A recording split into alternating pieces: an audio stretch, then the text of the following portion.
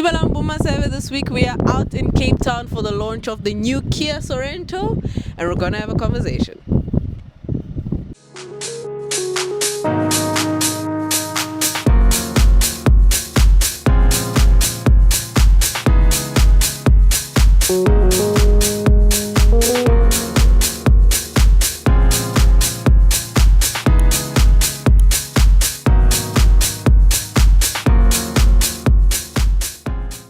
And if you are interested in the new Kia Sorento and would like insurance on it, click the link in my description box, which will lead you to the Hippo website, where you can compare and contrast up to 12 different insurance quotes. Easy peasy lemon squeezy, and just like that, you'll be able to see what you can afford on your new Sorento.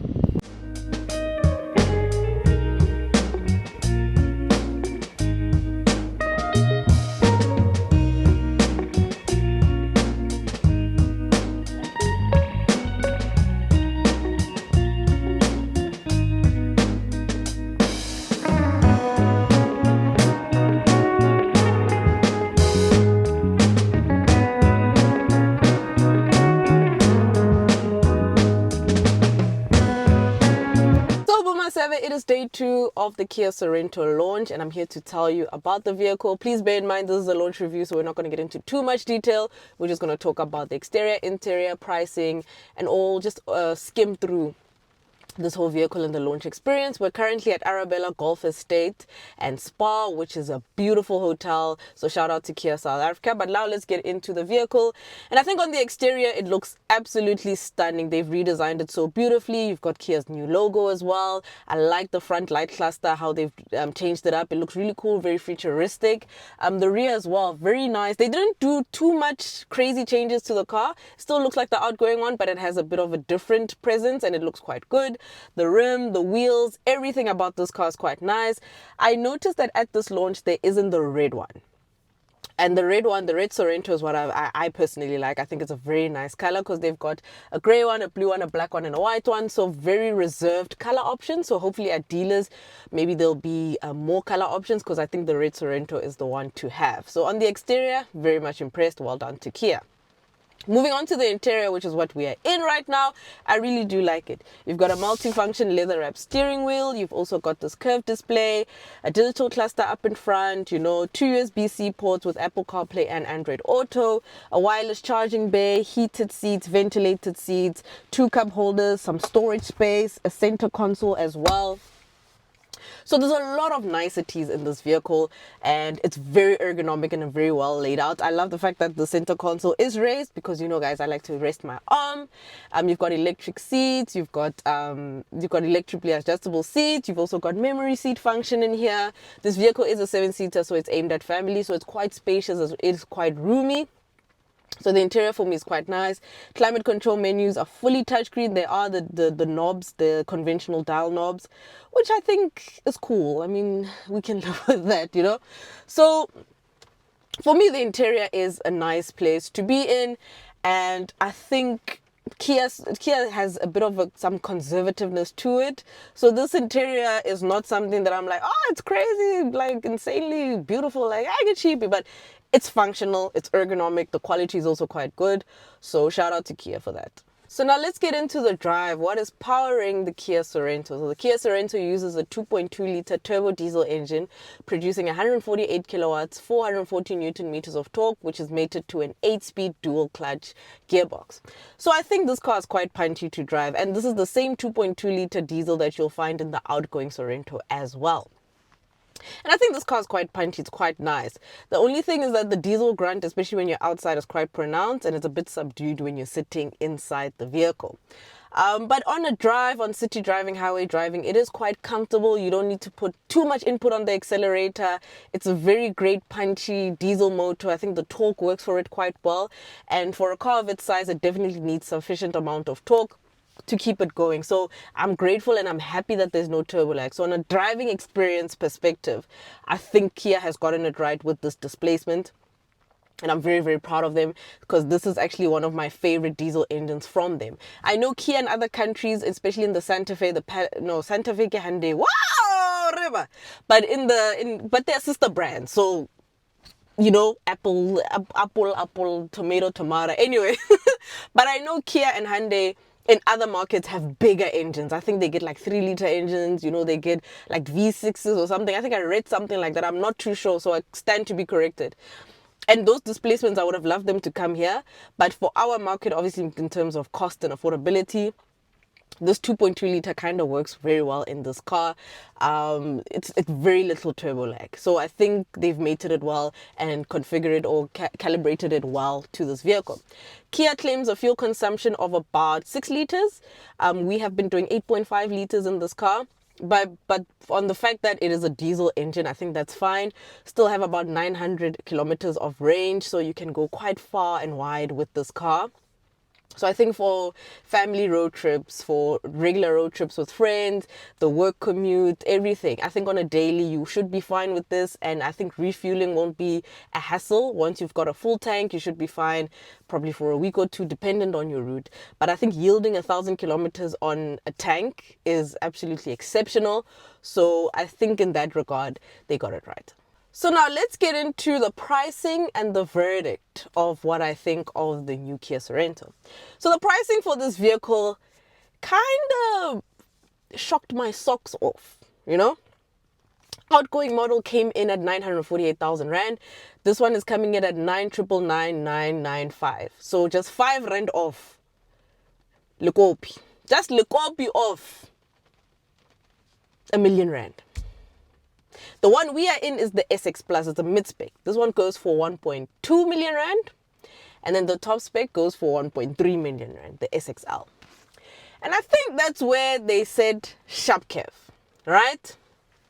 And let me explain why. So you can argue, okay, 7-seater, all these things, no, it's great, whatever, 1.2 million. For me, from the outgoing model, this one is 150,000 Rand more. That is a lot of money for anyone. And in such a price-sensitive market, and in such a market that is inundated and has a huge influx of Chinese products and customers wanting to buy cars for less that will last them for longer, it's going to be a bit of a hard sell. And this is just my opinion, just based off launch and just based off pricing. You can argue quality has improved. You can argue that the styling has improved and stuff like that. But there's still very few things they lack that other brands could annihilate them on.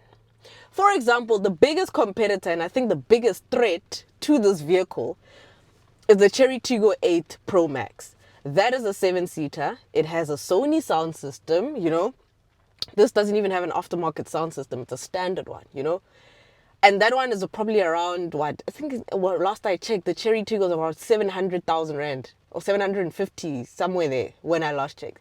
And that's a 7-seater as well. So obviously anyone can easily say Chery Tiggo 8 Pro Max.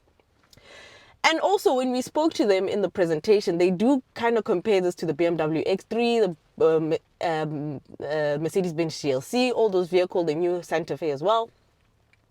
And I think obviously they do have a competitive edge on those vehicles based on the fact that this is a 7-seater.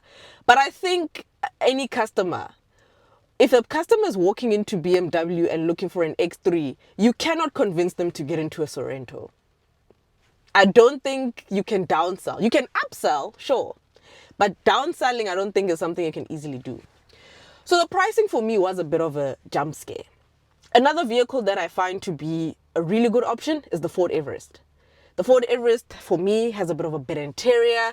They've got an aftermarket sound system. I think the Everest uses a Bose. So there's so many cars in the playing field that what is the USP, the unique selling point of the Sorento? What would make me stand out ha ke rekile Sorento? That's what I was trying to kind of reconcile in my mind. Hore ha ke fihlile ka Sorento as opposed to an Everest V6. Lo lebella mang, We are visual creatures as humans, I mean, motho a fihlang ka V6 or a fihla ka Amarok, ka Everest nje. Right? But with this, yes, it's a very conservative choice. It's a very family-oriented choice. And it's a very safe choice. It's like buying a Mazda CX-5. It's a very safe choice. But with so many cars in the playing field and so many Chinese products as well, how will they fare with a price tag of 1.3 million Rand? So The full verdict for me is that the exterior and the interior, very beautiful car. Very ergonomic, very family oriented. All the bells and whistles are here. That is nice. That is great. All fine and dandy. Ke phetho ke tu. Amen. Beautiful. But the pricing is what freaked me out a bit. And that's why I've mentioned that it's quite unfair and a bit disingenuous for us to say that VW is expensive, whatever. When Kia and Hyundai also fly under the radar. It's just that Araba jump. And when this car came out, I was like, Labon, kancane niyavela lena ukore. Niyadura nani. Nifuna imali eningi nina for imoto zenu. Labo, like latura lena. I mean, guys, 1.2. I mean, any person will be like, hey, brah, Sorento 1.2, there's many cars you can get. But anyway, I'm just faffing around. So the Sorento, I know has a market. I know it has a market, and I know it will sell. But they must also be careful in terms of not trying to throttle their sales as well. I mean, at the end of the day, this is a business you need to sell. But always punting on premium, always punting on low volume. This is not it's a niche product, it's not high volume. I mean, you want to make money, bruh. Do you want to make money or not? So you need to sell. And I'm not saying this car should be 500,000. I think a lot of challenger brands need to be aware of how price sensitive people are because of the economy and not just put a heavy price tag all in the name of a car being premium. So the Sorento for me is a proper car. I need to live with it on test to have a full proper verdict. Drive-wise, it's great. Interior-wise, it's great. Would have loved at least a nice sound system, black roof lining, just some yana thing. But that's not what we're getting. The car's proper, but the price tag is what's making me raise some eyebrows. But ultimately, I think it's a proper product. And that is it from me, maseve. Don't forget to like, comment, and subscribe. And I'll see you in the next one. Let me know what you think about the new Kia Sorento. Do you like? Do you not like? And at 1.2 million rand, what are you getting your hands on? Please do share this video. Please do share with friends, family. And let me know what you think. Thank you so much for the support. Thank you so much for like a huge jump in subscribers. Like I just woke up and I'm on 45,600 and something. And I'm like, yay! Road to 50,000, guys. Let's cook. Thank you so much. I'll see you guys in the next one. It's time for me to pack, head on back to Johannesburg, go home, korobala, go gidla. Wait to get halit's burger. I just want a burger, man. Wait to go where the luncheon say, Luna le bona mapila. Ooh, it's nice, Reba. What mona? Mo no halla fela le kaku. Lili fisa. Bohobenyana, bohotswananyana, bofisang, ka lotwana le cabbage, le acha. I'm craving a burger and all of that. Anyway, this is a long outro. I'll see you guys in the next one. Bye bye.